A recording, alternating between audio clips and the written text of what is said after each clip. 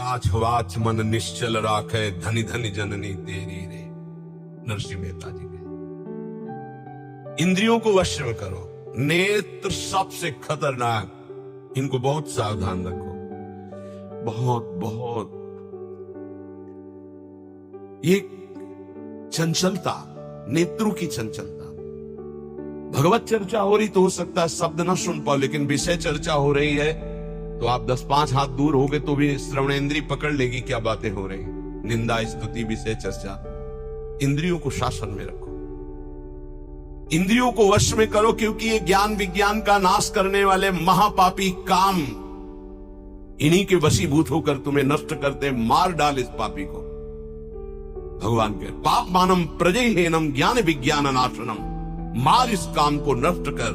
तस्मात् तुम इंद्रियाण्यादौ नियम भरतर्षभ। ये महाभारत सबको लड़नी पड़ेगी, महाभारत सबको लड़नी पड़ेगी। अगर आपको अपने स्वराज्य सिंहासन पर बैठना है, मुक्त होना है, तो ये युद्ध स्वीकार करना पड़ेगा, ये चुनौती स्वीकार करनी पड़ेगी।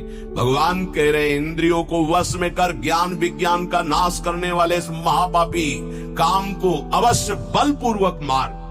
भगवान आदेश कर रहे पापमानम प्रजयहीनम ज्ञान विज्ञान नाशनम।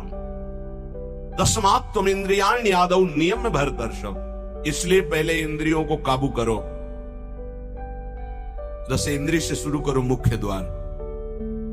ये ज्यादा रजोगुणी भोजन पाने पर चंचल होती। जब ये चंचल होती तो हर इंद्रियों में चंचलता।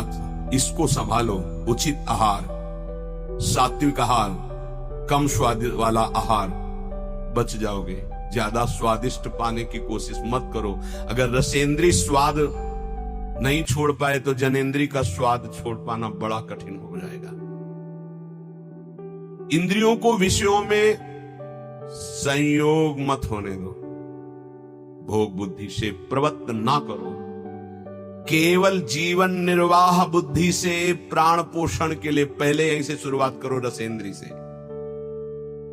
प्राण पोषण के लिए अन्न जा रहा है, स्वाद के लिए नहीं। आप नहीं हो भोक्ता, ये रसेंद्रिय का है। इतनी जबान में रखी गई पूरी बात। यहां के नीचे कोई मतलब नहीं है क्या जा रहा है, इससे यहां कोई स्वाद नहीं। बस ये 2 अंगुल 3 अंगुल का खेल है। इसे क्या गुलाब जामुन है या क्या, बस ये जहां अंदर गए ना तो फिर और कुछ मांगे होने लगेंगी। रसेंद्रिय से स्वाद। अब अगर जरा सा नमक कम हुआ तो हल्ला मचाने लगे, नमक लाओ थोड़ा कम है। भैया किसके लिए स्वाद बना।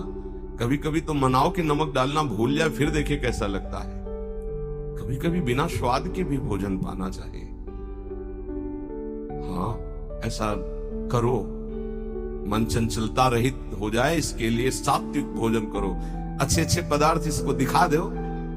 हाँ, जैसे आज साधु सेवा भंडारा ऐसे जैसे होता है, कभी ऐसा उत्सव आदि में दिखा गुलाब जामुन। जब परोसने आवे तो क्यों आज थोड़ा उधर बस दिखा, और वो चले गए।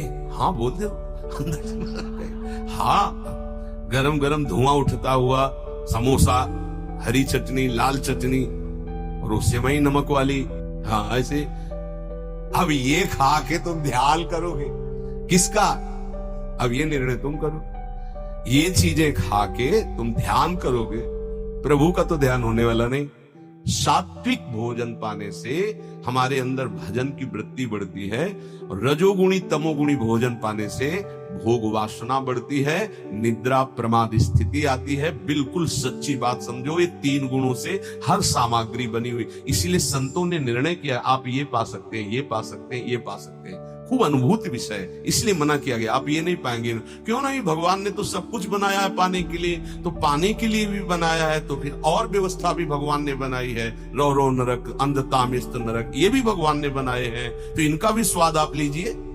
सावधान, शतोगुणी भोजन संयम पूर्वक पाइए, नाम जप करते हुए। और इतना कि बस लगे कि हाँ, थोड़ा वजन लगने लगे कि हाँ हो गया, बंद कर दो, शाम के फिर पा लेना।